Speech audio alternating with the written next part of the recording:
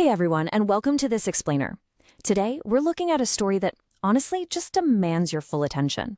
It's a narrative that starts out on a rough, rocky football pitch, shoots up to the absolute heights of global sports, and ends in a way that transcends the game of football entirely. We're going to explore the remarkable and deeply moving life of Christian Atsu. Okay, let's dive right into this. 97. We need to rewind to the night of February 5th, 2023.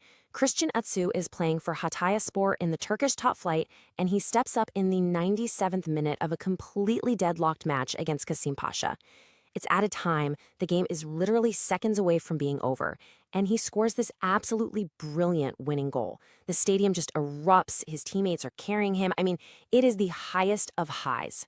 But man, there is a devastating, tragic contrast to that high. Atsu actually had a 11 p.m. flight booked that very night. He was packed, ready to travel abroad to see his family.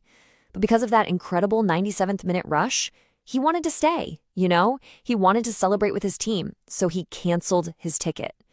Just a few hours later, at 4:17 a.m., a catastrophic 7.8 magnitude earthquake struck southern Turkey, collapsing the 11-story building he was living in.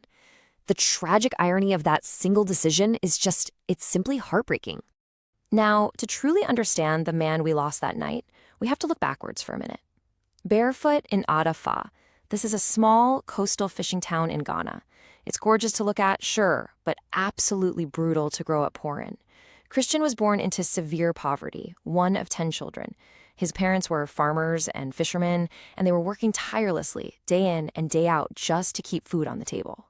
So, his football journey was about as humble as it gets. He didn't start in some pristine, state-of-the-art youth academy. No, he spent literally every spare hour he had playing barefoot on these hard, unforgiving, rocky pitches. He had no shoes. He had virtually nothing but a pure, unadulterated love for the game.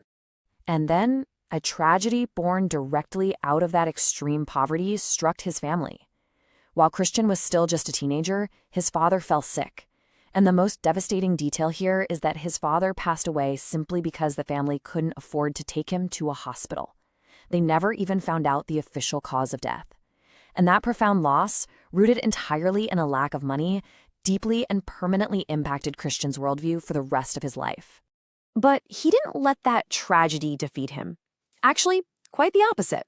Let's move on and see how this builds, because he used his incredible talent as an engine to escape that poverty and step right onto the world's biggest stage.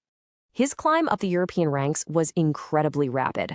Back in 2009, at just 17 years old, he signs with FC Porto. Imagine the immense, crushing pressure. He arrives in Portugal knowing nobody, barely speaking a word of the language, and fully aware that his entire family back home is depending on his success. But he makes it. By 2013, Chelsea signs him for £3.5 million.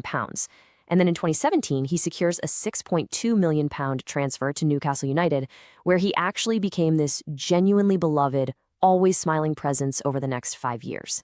And his impact at the club level was totally matched by his status as a national hero. He was a player at the absolute top of his game. We're talking 65 caps and 9 goals for the Ghana Black Stars. At the 2015 Africa Cup of Nations, he was virtually unstoppable, taking home both player of the tournament and goal of the tournament, while leading his country all the way to the finals.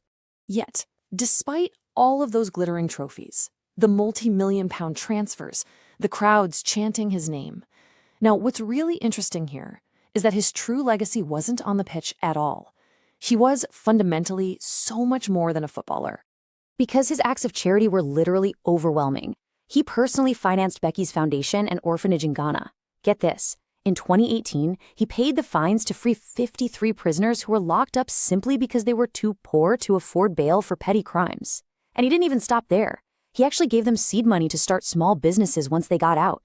From donating his very first Porto salary straight to his church, to constantly supplying boots and kits to kids back home, his devout faith drove this fierce, unwavering dedication to making sure others didn't suffer the poverty that he had to endure.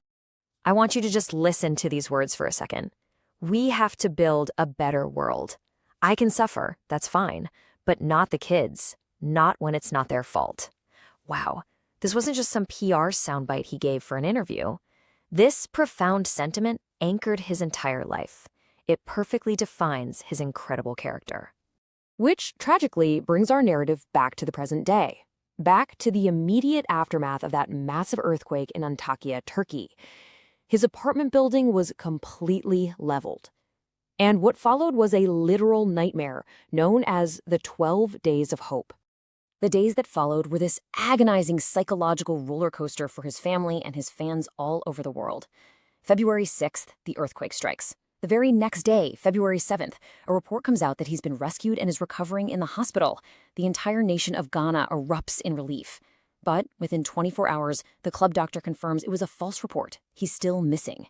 By February 14th, Valentine's Day, searchers find 2 pairs of his shoes in the rubble, but still no sign of him. Finally, on February 18th, 12 excruciating days later, the heartbreaking announcement is made. His body is recovered. Now, we really have to take a step back and soberly contextualize his passing. Christian Atsu was one of more than 54,000 lives lost across Turkey and Syria in this historic, utterly devastating disaster. The sheer scale of the tragedy is almost too massive to even comprehend. So the crucial point we have to ask is, what happened next? How did the world respond to the loss of a man who gave so much of himself to everyone else? Well, it became the story of an unfinished legacy. The global mourning unfolded immediately, and it was deeply moving. His body was flown back to Accra, where his twin sister, Christiana, just broke down in tears right there on the tarmac. Over in England, at St. James Park, Newcastle fans held a powerfully emotional minute of applause, with his widow and 3 children standing right there in attendance. And finally, back home in Ghana, he was given a state funeral with a full military procession. He was mourned by an entire nation as a true hero. But remember that quote about the kids? Well, at the exact time of his death, he was personally funding the construction of a modern 9-classroom school for the orphans at Becky's Foundation down in Senya Baraku. He was building them a library. He was building them a real football pitch so they wouldn't have to play barefoot on the rocks like he did. And right here is where we find this beautiful, albeit bittersweet, continuation of his work. When the fans of Newcastle United, the city where he spent 5 years of his career, learned about this unfinished school, they immediately stepped up. No hesitation. They launched a charity initiative to raise the funds necessary to finish the construction in his name. And this brilliantly illustrates the complete duality of the man. On one hand, you have these world-class football achievements, 65 caps, multi-million-pound transfers, being named the absolute best player in his continent. But on the other hand, a humanitarian impact that is just as staggering. 53 prisoners freed, an orphanage funded, a school built.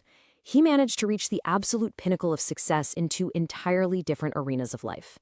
So, as we wrap up, I want to leave you with a provocative thought. Some people play football, some people change lives. How many do both? Christian Atsu did both.